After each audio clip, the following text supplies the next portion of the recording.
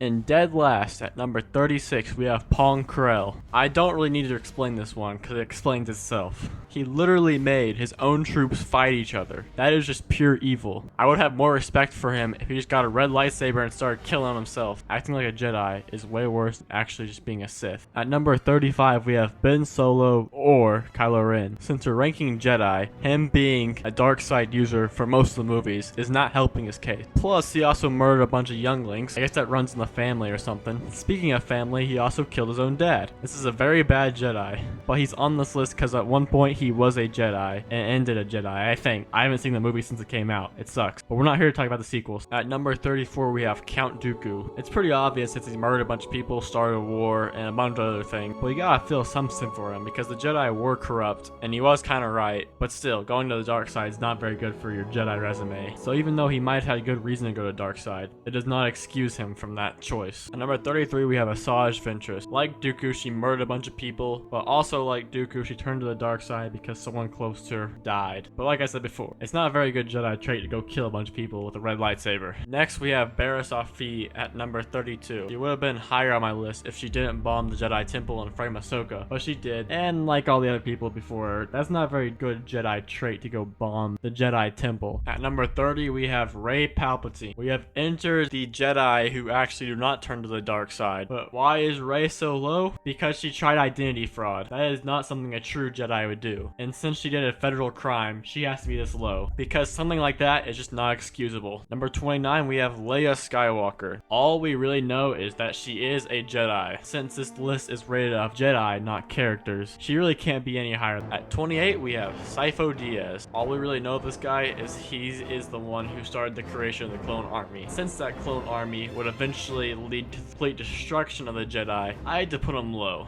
Even if that wasn't his original intention, it still happened because of his idea for a clone army. So unfortunately, we had to put him this low. Still better than Rey Palpatine though. At number 27, 26, 25, 24, 23, I've decided to make it a 5-way tie between Agen Kolar, Eth Koth, Adi Gallia, Saesee Tiin, and Stass Allie. Because in my book, they are pretty much all the exact same. They're just kind of Jedi Masters. Not much more, not much less. So I'm just gonna rate them all the same because of that. I'm sure there's more in Legends that I could figure out about these characters, but I'm lazy. I didn't feel like doing it, so get over it. At 22, we have Shaak Ti. I only put her above the 5-way tie because she is really good at dying. It is impressive the amount of ways one person can die. She has truly mastered the Jedi ability of death, and that's really all about this character that I've cared to go find. At number 21, I have Gungi. He is a Wookiee Jedi, which that alone deserves a high spot. He's probably actually way too young to be considered a Jedi, but I don't care because he's a Wookiee Jedi, and he saved some people and saved himself in Order 66, so that's good enough a Jedi for me. And plus, did I mention? He's a Wookiee Jedi. That's all that really matters. At number 20, I have Mace Windu. You are probably shocked that you just heard his name at number 20, but I have my reason. The first big downside of this character is that he has led 2 Jedi to the dark side. One created a whole army to fight the Republic and the Jedi, and the other one is the one who destroyed the Jedi and helped create the Empire, all because he wouldn't call Anakin a master. And plus, on the Battle of Geonosis, he led a bunch of Jedi into that arena to their death just to save 3 people. That is stupid. But we can forgive most of the stuff because he has a purple lightsaber. But still, he is not a very good Jedi. At number 19, we have Luminara Unduli. We didn't really see much of her, but a little bit we did see. She seemed like a pretty good Jedi. She had a lot of trust in her Padawan. She seemed like a pretty good by-the-book Jedi. Not much to say about her. At number 18, we have Jocasta Nu. We don't see much of this character on screen, but we know she's a very wise character, being the librarian of the Jedi Temple. We also know that she's a very big part in training younglings with knowledge. I wish we could see more of the librarian, but all we know is she's just a solid Jedi. Number 17, I have Aayla Secura. She's another Jedi Master like many others on this list, but I ranked her this high because of her awesome Clone Wars episode with Ahsoka and Anakin. It's one of my favorite Clone Wars episodes because it's just awesome. Watching those 3 take out a whole army is so fun to watch. I wish we could have seen more episodes like this. At number 16, I've put Ki-Adi-Mundi. He's very similar to Aayla. Jedi Master doesn't show up very much,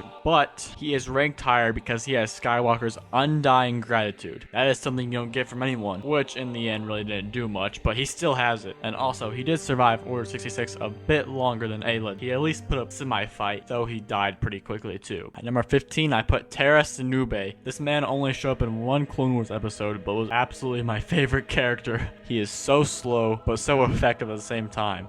It's just funny to see him. And how do you not like this character? I wish we had more episodes with him. At number 14 is Yaddle. Yaddle is the only Jedi to actually notice something wrong with Dooku. All the other Jedi were just blind to it. And not only did she find out something wrong with Dooku, but she went in and tried to take 2 Sith on by herself. A little bit stupid maybe, but very Jedi trait-ish. And plus points for being the same species as Yoda. At number 13, I have placed Coleman Kcaj. We know he's a Jedi Master, and the first thing, and pretty much the last thing we saw of him, was him going straight for Dooku. Man did not care that was the most dangerous place to be in the whole arena. He just went straight for it. Absolute baller Jedi move right there. Also, plus points for being a dinosaur. That's kind of cool. At number 12, I have Kit Fisto. This man lost his Padawan and still stayed loyal to the Jedi, unlike some other people on this list. And in the scene where Mace Windu and the Jedi went to arrest the Senate, he held his own against Palpatine for a bit, even though he got stabbed a little bit later. Not important though. And plus, the most important part of his character is that he's green, which is my favorite color. This list is extremely biased, get over it. And number 11 is Bola Rapal. Anyway, he had the very important job of keeping the future Jedi safe in the holocron. And why he's so high on this list is he got tortured for a long time by Cad Bane and did not give it up. That is a top tier Jedi act, and since that is the only part we saw of him, he's a pretty high Jedi on my list just for that. Before we get to the top 10, if you would subscribe, that would really help me out. I spend a lot of time on these videos, and if kindness doesn't work for you, I will come and find you like Anakin Skywalker did the younglings. Enough of that, back to the video. At number 10 is Ezra Bridger. First off, he became a Jedi despite him starting about 15 years old, which is way too old to become a Jedi. And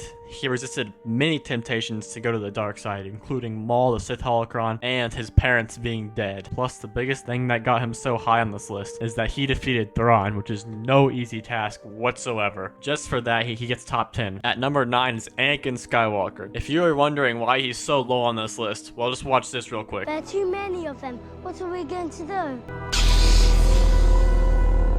So uncivilized. But while he was a Jedi, he was the absolute best Jedi anyone's ever seen. He saved many people's lives, saved planets, saved a bunch of things. He was the absolute best Jedi out there. But because of that little dark side spree, he can't really be higher because, he also killed a lot of planets and people, so that's not very Jedi-like. He also did later redeem himself, killing the Emperor and taking down the Empire with it, which fulfilled his prophecy and brought balance to the Force. So for that, I think 9 is a fair placement for him, because while he did have a lot of good, he also had a lot of bad, so you know, can't be number 1 on this list. At number 8 is Ki-Adi-Mundi. We only got 1 episode of the Clone Wars with him, but his whole episode was him and his troops sacrificing their lives so the planet of Ryloth could get supplies. Very noble that he fought till the end, which is very much a Jedi act. It is so much of a Jedi act in my opinion that I have placed him at 8. Also, his name predicts his death, which is kind of funny. So points for that too. At number 7 is Kanan Jarrus or Caleb Doom. This man has gone through it, because first he had to watch his own master die, and then next he got blinded by Maul, but yet he still stayed true to the rebellion till the end, and in the end he sacrificed himself so the other rebels could live. That is the true act of a Jedi. At number 6 I put Plo Koon. I absolutely love Plo Koon. I think he's one of the most interesting characters in Star Wars. He's one of the only Jedi that actually see clones as people, not just troops. He's also a mentor to Ahsoka when he did not have to be in any way. Unfortunately, his total trust of his clones was his demise, which just makes it all more sad. At number 5, I have put Ahsoka Tano. She is one of the rare Jedi to escape Order 66 with no help from outsiders. And if you're thinking, oh, Rex helped her, well, she had to save Rex while Rex was trying to kill her first, so that does not count. And on top of that, she had to kill all of her clones to get away, which is just a terrible thing to think about. In Rebels, she had to endure the fact